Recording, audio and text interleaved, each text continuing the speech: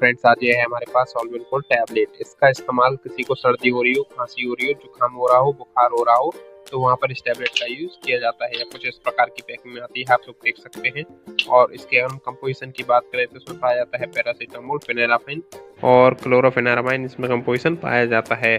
इसको इप्का फार्मास्यूटिकल्स के द्वारा इसको मैन्युफैक्चर किया गया है। अगर हम इसके प्राइस की बात करें तो ये आपको 6-7 रुपये तक की मार्केट में एक टैबलेट आसानी से मिल जाती है। फ्रेंड्स वीडियो पसंद आया तो वीडियो को लाइक करें, चैनल पर नए तो चैनल को सब्सक्राइब जरूर करें।